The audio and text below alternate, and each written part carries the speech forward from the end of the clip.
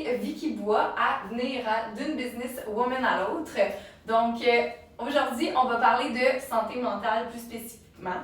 Vicky est psychoéducatrice, fondatrice et propriétaire de l'organisme SOS, de la clinique, SOS Changement. Donc, bonjour Vicky. Merci d'être venue, merci d'avoir accepté. On s'est rencontrés en fait par le biais d'une de mes anciennes collègues de stage, ouais. Puis j'ai fait une conférence d'ailleurs avec toi, fait qu'on s'échange la POC un peu. Donc, est-ce que tu peux nous expliquer un peu, dans le fond, c'est quoi ta clinique privée, les services que tu offres, quand est-ce que ça a commencé, ça un peu.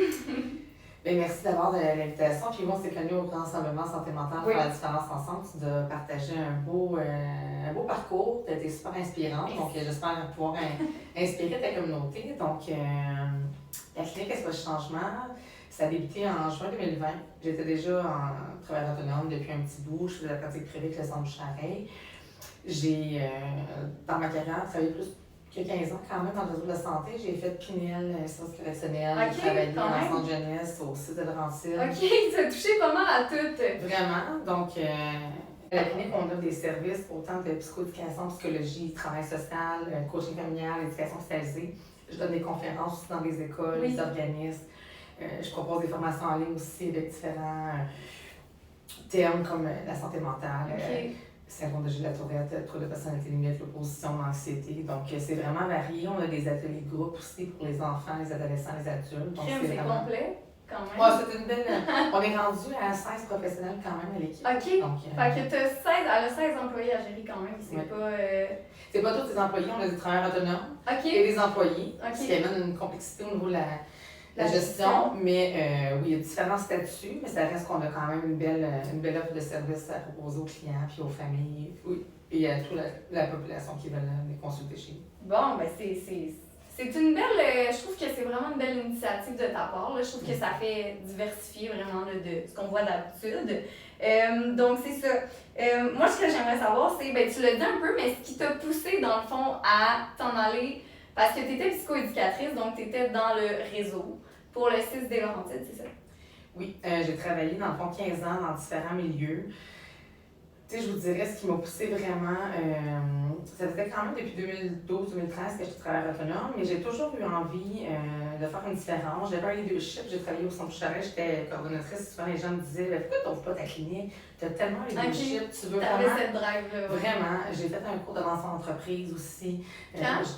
En 2015, j'ai tombé enceinte par la suite avec mon merveilleux Isaac, mon petit précieux trésor. Mais bref, je voulais ouvrir un organisme communautaire à l'époque pour travailler avec la thérapie par l'action.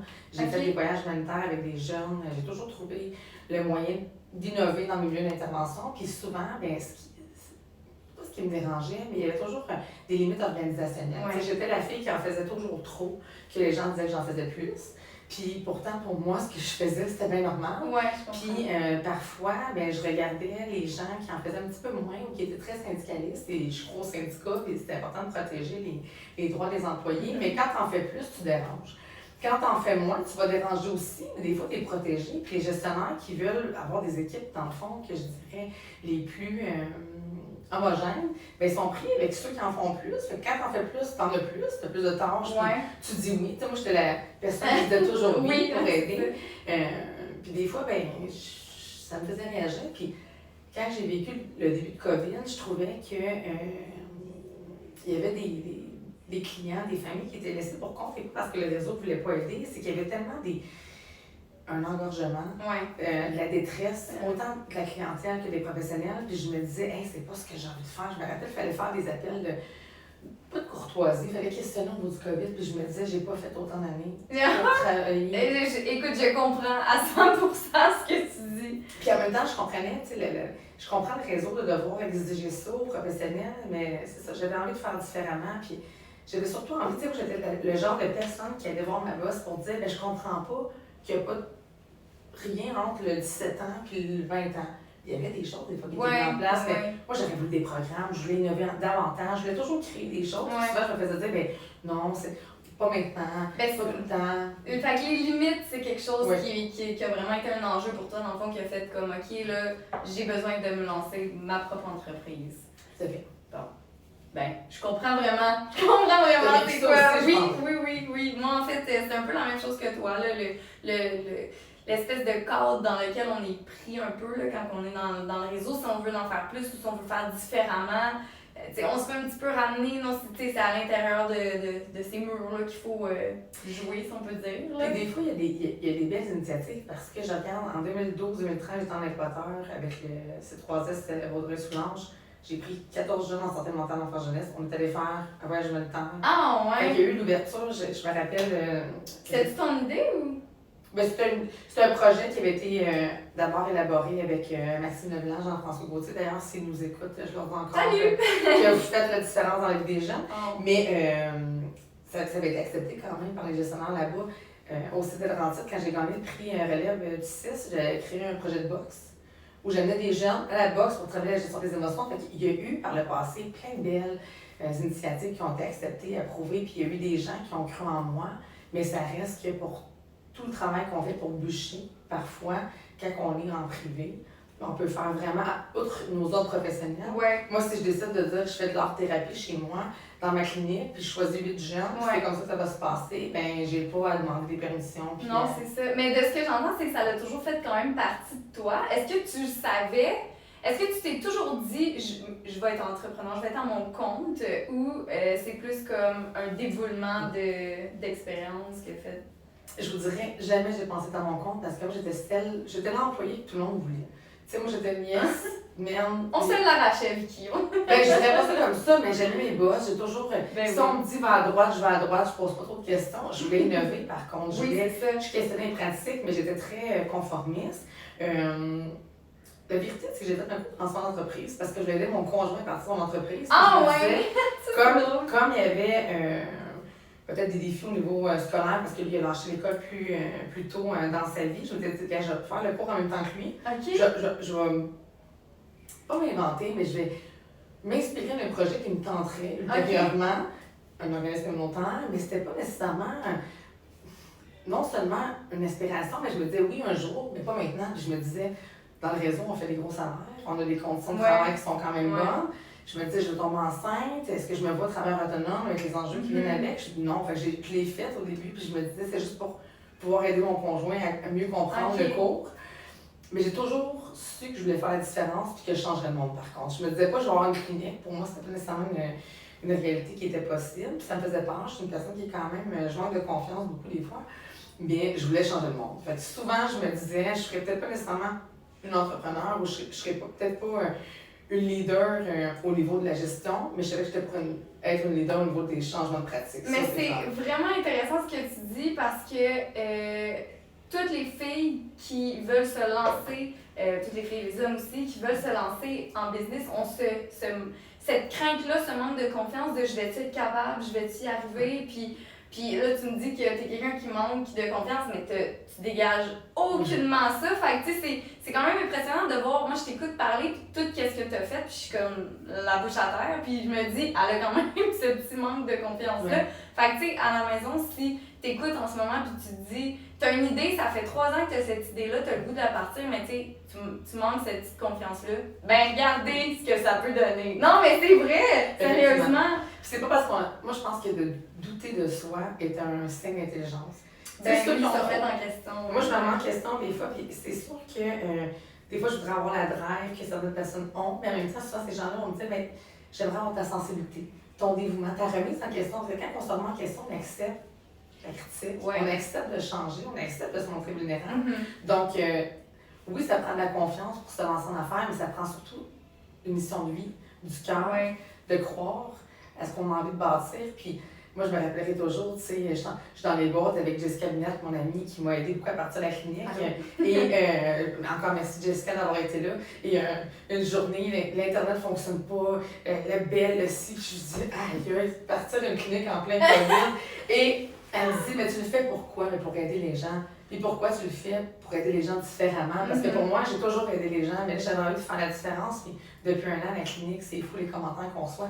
Le grand rassemblement, c'est un bon exemple. Les commentaires que j'ai eus, j'étais touchée, puis je me dis, c'est pas parce que c'est difficile qu'il faut pas le faire. Puis se lancer en entreprise, on dit souvent que c'est les premières années qui sont un peu plus difficiles, mais avec l'expérience, je je prendrais pas les décisions que j'ai prises l'année passée maintenant, parce que j'ai quand même de l'expérience, puis j'ai été coachée, j'ai eu du support, j'ai été chercher de l'aide. Fait que, tu sais, faut pas avoir peur de son affaire, il faut surtout se dire, ben je le fais pourquoi. Eh bien, c'est le pourquoi. Puis ça, c'est dans. Moi, j'écoute beaucoup de grands entrepreneurs aux États-Unis qui réussissent. Puis le why, le pourquoi, c'est ce qui est le plus important. Puis c'est ce qui te ramène à pourquoi tu te lèves le matin pour faire ça. Tu sais, quand t'es rendu que t'as plein d'embûches, puis que là, t'es. Je sais pas pourquoi je fais ça. Ben là, c'est de te rappeler, tu sais. Puis toi, tu le sais bien, c'est pourquoi. Fait que c'est pour ça, je pense que t'as réussi à continuer. Puis passer par-dessus les embûches. D'être bien entourée, tu sais. Je me rappelle à chaque matin pourquoi je le fais, autant pour les clients, mais pour mon équipe. J'ai une équipe qui est merveilleuse.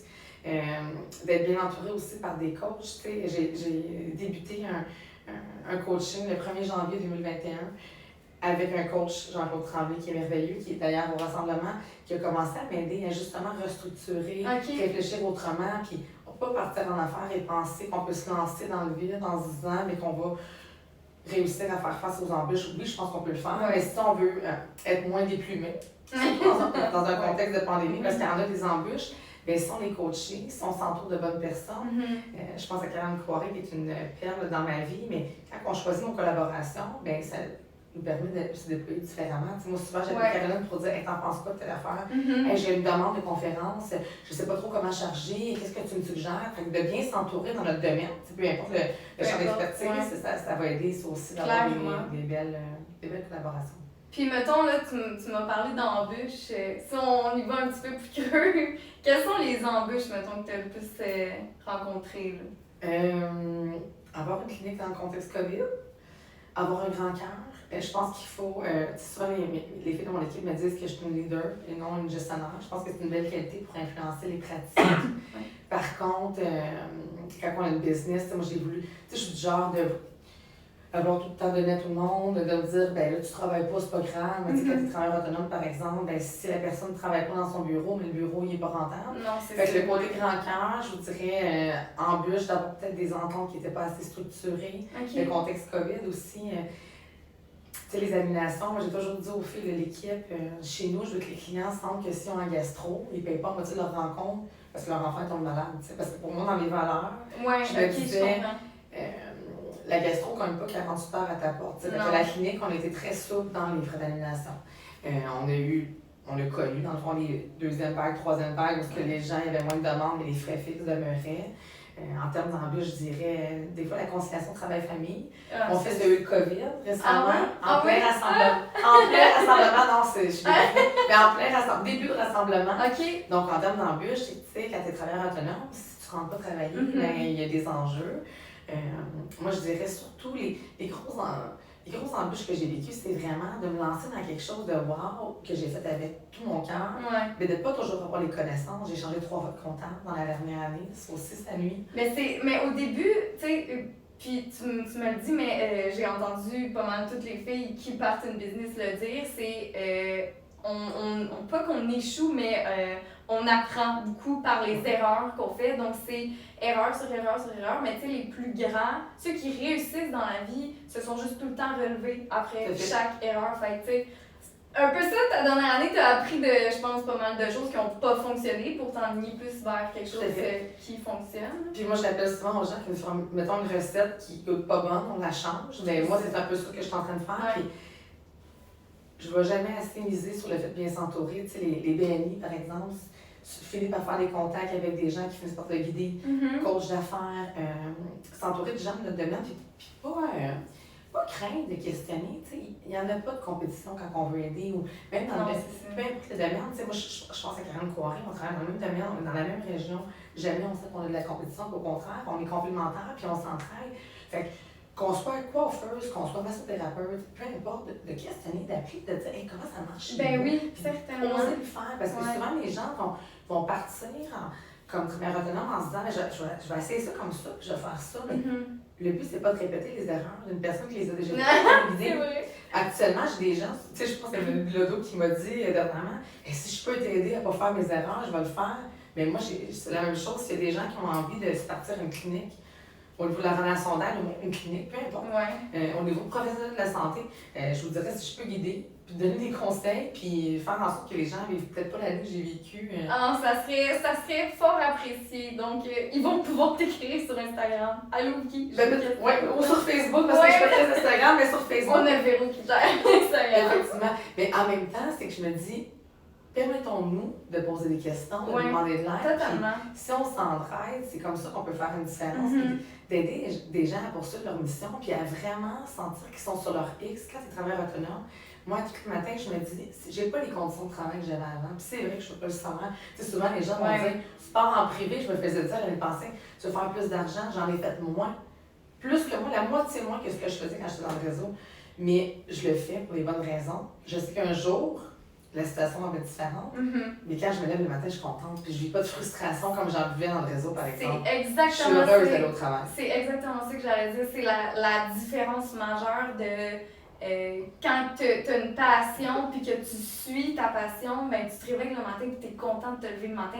Tu es content d'aller travailler puis c'est pas comme un faut que je fasse genre de 9 à 5 à quelque chose que j'aime pas. Puis c'est bien correct le 9 à 5 si tu es passionné de ce que tu fais, mais ce que j'entends de ce que tu dis, c'est vraiment ta passion. Fait que même si tu fais moins de sous, c'est comme ça te rend heureuse. Tellement. Fait que ben, ça rentre un peu dans ma prochaine question qui est qu'est-ce que tu aimes le plus d'être à ton compte? Je pense que ça en fait partie, d'être passionné. Passionné, faire la différence, créer des projets sans avoir à tout le temps demander la permission. Ouais, ça c'est le fun. Puis se joindre à une équipe, parce que tu sais, c'est sûr que moi c'est facile de dire ça, j'ai un rôle quand même de gestionnaire. Ouais. Mais les filles qui sont chez moi, je dis souvent, si tu fais la différence, si ta mission c'est d'aider, puis si tu le fais pour vraiment faire la différence dans la vie de la personne, le client, peu importe, fais ce que tu veux, tu as envie d'aller chez le client, tu as envie d'aller l'amener jouer au basket, c'est correct. C'est beau, j'aime ça ce que tu dis. Continue. Oui. Ben, vraiment, ce qui m'amène à tout le temps poursuivre, c'est de se dire, ben, je vais aider le plus de gens possible. Le rassemblement, c'est un meilleur exemple. On a aidé des milliers de personnes, ça a fait la différence. Je n'aurais pas pu nécessairement faire ça, justement, au public. L'horaire, tu sais, même si des fois ça nous arrive qu'on travaille le soir, comme en ce moment. Mon fils, s'il va à Passe-Partout, par exemple, puis j'ai à prendre la journée off, je le fais. S'il faut que je... Passe-Partout qui est un organisme... Passe-Partout, dans le fond, c'est comme la primaternelle. Dans le fond, mon fils, il va à l'école de 9h à 11h. Ben, j'ai la latitude de le garder le reste de la journée. Fait que moi, j'ai passé la journée avec mon fils aujourd'hui. C'est donc, ça. tout ça, de pouvoir prendre mes vacances quand ça me tente, pas devoir demander la permission, vraiment de sentir que... une partie de moi contribue différemment à la société. Parce que quand on travaille dans le réseau, puis c'est pas négatif, j'ai fait 15 ans puis j'ai aimé mon travail. Là, j'ai l'impression que quand je décide de faire une action X, je peux la faire comme je veux et la multiplier. Je comprends. Donc ça, pour moi, ça fait une différence. Quand les gens m'écrivent du Saguenay, de Chicoutimi en Ontario, ils me disent « Hey Vicky, ce que tu fais, ça fait vraiment une différence. » Bien, moi, quand j'ai commencé sur les réseaux sociaux, bien, je me faisais juger. Je me faisais dire, ben pourquoi tu es sur les réseaux sociaux, travailler au CIS. Puis je comprends les gens qui ne comprennent pas la mission de vie. Mais bref, j'ai jamais été aussi heureuse de faire mon travail qu'en ce moment. Mais est-ce que tu te sens aussi plus comme puissante? Comme plus de pouvoir, vu que c'est toi qui décides de tes choses? J'ai jamais eu de problème avec l'autorité. Mettons, disons-le de même. Mettons, j'avais pas besoin de sentir, mais j'ai l'impression que je fais la différence à grande échelle. Oui, mais c'est ça que je veux dire, dans le sens où tu as plus de... J'ai plus de pouvoir, mettons, d'influence sur les pratiques. C'est ça que je veux dire. Vraiment. Puis, le service de conférence, mettons, parce que s'il y a un aspect de mon travail actuellement que j'aime vraiment, c'est que quand j'ai une conférence dans une école, puis je rejoins 1500 jeunes, ben je sais que je touche, peut-être pas les 1500, mais je touche une portion de ces jeunes-là qui vont parler de ce que je leur ai enseigné aux parents. Que les parents vont peut-être réfléchir à leur pratique, qui vont avoir envie de changer des choses. J'aurais pas pu faire ça avec 30-40 jeunes dans les caseloads au 6. Fait que ça, c'est quelque chose qui, pour moi, fait toute la différence, vraiment. Mais c'est beau ce que tu dis parce que dans ton domaine, mais dans n'importe quel domaine, quand tu te pars une business, c'est un peu ça qui t'amène la drive de le faire, c'est de vouloir faire les choses à ta façon puis de sentir que tu as justement ce pouvoir-là, qu'il n'y a pas quelqu'un qui va, mettons, dire « Ouais, non, ça, c'est pas possible. » Tu sais, on se sent un peu, pas opprimé, mais tu sais, quand tu as autant d'idées comme toi, je veux dire, ton cerveau, il arrête jamais. Tu dors-tu la nuit? Pas toujours. Mais tu sais, tu dis ça, puis je pense à la clinique, on donne du café, j'aime bien ça, donner du café, je donne des petites surprises. Puis je me rappelle quand j'ai tombé enceinte, j'ai trouvé ça difficile. Je me rappelle d'avoir été dans le bureau de ma boss puis dire je peux pas être sa nécessité, il faut que je boucle avec mes jeunes. Et là, je pleurais. Puis je vais rester quand même en télépratique, puis ça n'existait pas beaucoup. Là, je faisais des téléphones avec mes jeunes, mais je leur avais écrit toute une carte avec ma photo, puis un petit mot personnalisé. Et le monde me dit t'es too much. Quoi, je suis too much? Tu sais, mes jeunes pleurent parce que je suis enceinte. J'ai une jeune qui est venue me revoir il y a 4-5 ans. Une jeune de 4-5 ans qui est venue me voir récemment qui me disait ça fait 4-5 ans que j'ai l'impression que tu m'as abandonnée. Puis je disais ma cocotte, j'étais enceinte, je t'ai pas abandonnée. Mais mon côté too much, dérangé des fois, a plu à d'autres personnes par contre. Mais les petites attentions que des fois, ça faisait réagir. Je me rappellerai toujours que je tombe enceinte et mes clients me donnent des cadeaux. Je sais que nos hommes professionnels n'ont pas Puis je comprends ça, puis je vais toujours respecter ce que nos hommes nous disent. Mais je me rappelle, une année, j'avais une carte cadeau, je pense, de 25 Toys R Us pour une maman qui me disait t'as fait la différence dans ma vie, puis je ne l'ai pas accepté, évidemment. Non, c'est ça. Je ne l'accepterais pas plus en privé. Mais tout ce qui venait avec de la maman, c'était des petites cartes, un gâteau, puis évidemment, j'avais tout refusé. Mais je m'étais dit une année, hey, pourquoi? Oui, je comprends vraiment ce que tu veux dire. Parce qu'elle, ça lui ferait tellement plaisir parce que c'est comme ça. Elle sent que tu as tellement donné qu'elle veut te donner un petit quelque chose en échange, puis sentir qu'elle peut pas, ça doit être un peu frustrant aussi. Tu sais, nos hommes nous exigent de pas accepter. C'est ça. Mais il y a tout un cadre, parce que là, je dis ça pour. Ça m'a fait penser au cadeau, mais quand je faisais des petites cartes, je m'étais fait dire par une collègue, j'espère qu'elle ne m'écoutera pas. Ben là, c'est vraiment tout moche. Si tu fais ça trop, ça crée un précédent pour les personnes qui vont continuer après toi. Puis j'avais dit, ben, je comprends, c'est vrai, mais en même temps, c'est moi. Puis être moi, c'est me faire plaisir. Puis laisser une trace. Puis ça m'avait tellement dérangé parce que je m'étais dit, c'est quoi laisser une carte à des enfants? C'est vraiment grave. Je le fais sur mon temps. Non, c'est ça. Okay, mais tu sais, c'est parce qu'on a toute notre couleur hein, dans le réseau de la santé. Tu sais, je veux dire, comme travailleuse sociale, on est toutes différentes. Puis comme toi, tu avais peut-être plus d'idées. Puis je m'entends, comment je peux dire ça? Là? En tout cas, je me vois. Ouais, c'est ça résonne. Je me vois là-dedans parce que aussi, je sais que j'avais des idées et des façons de faire que par rapport à l'ordre, et je respecte l'ordre aussi, et tous les gestionnaires que j'ai eus, bonjour si jamais on m'écoute. Mais tu sais, c'est ça, des fois, tu frappes un mur et t'es comme, tu sais, on essaie de le rationaliser, tu sais, un peu comme ce que tu viens de me dire, une carte c'est quoi, là, tu sais, tu veux le rationaliser, puis il n'y a pas tant de rationnel en arrière. Fait qu'à un moment donné, tu pars à ton compte, tu peux faire un peu plus. Puis je dis souvent, il n'y a pas de milieu parfait, il y a surtout un milieu qui répond à nos besoins. J'ai fait plein de milieux de travail. J'ai vécu quand même un trouble d'adaptation en milieu scolaire parce que justement, je voulais aider tous les enfants que j'avais dans plein d'écoles. Puis autant que ma grande amie Priscilla me dit souvent qu'elle est sur son X des écoles parce qu'elle est bien. Moi, je détestais. Puis autant qu'il y a des personnes. Non, mais je dis ça dans le sens que c'est pas parce qu'un milieu de travail ne fonctionne pas pour une personne qu'une autre personne peut pas vraiment se sentir bien. C'est ça qu'il faut garder en tête. C'est que quand on n'est pas bien, il faut arrêter de rester dans un milieu dans lequel on n'est pas bien. Exactement. Puis il faut oser foncer. Puis se respecter dans nos besoins, puis que ce soit le privé, le public, peu importe. Puis des fois, regarde, comme toi, t'es travailleuse sociale, et... ben entraîneur privé, là, mais là, c'est ça, Ben, tu sais, c'est quand même gros, puis c'est...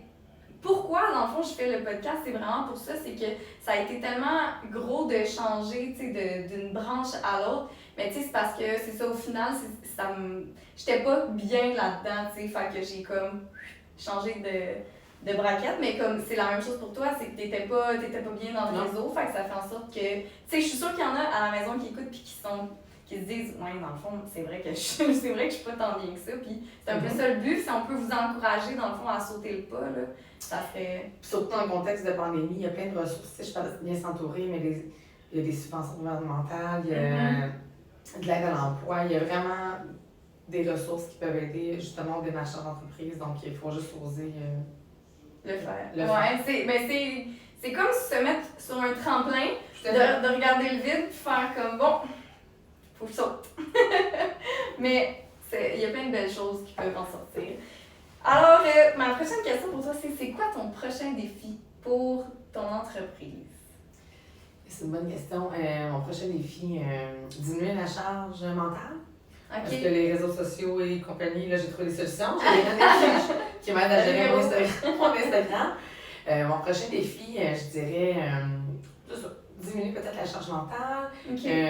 La tienne ou celle de ton équipe?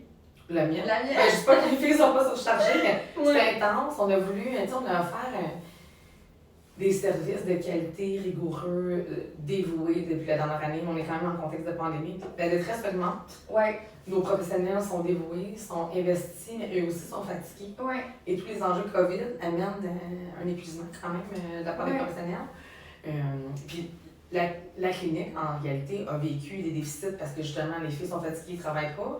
Il y a une deuxième vague, c'est fermé, moins de télépratique, avec tout ça. Fait que ça serait, c'est sur l'efficience. De l'autre côté, je me dis, mes défis en ce moment, c'est de continuer d'aimer ce que je fais. Dans le sens que, c'est pas un défi, c'est. Mes buts, c'est de continuer d'avoir la même flamme que j'ai actuellement, Okay. de trouver des solutions qui sont peut-être plus avantageuses sur le plan financier, parce que quand même, ça a été une année plus difficile. C'est une nouvelle année quand même. Sinon, mes défis, continuer de changer le monde, donner plus de conférences. Mais juste avec ce que tu fais, je suis sûre qu'on a touché plusieurs personnes à la maison. Je trouve que ton message, il passe bien, il est super beau. Puis ce que tu as vécu, je trouve ça vraiment inspirant. Fait que je suis certaine qu'il y a des filles à la maison qui se voient aussi, parce que dans ce que tu dis, je me voyais là-dedans.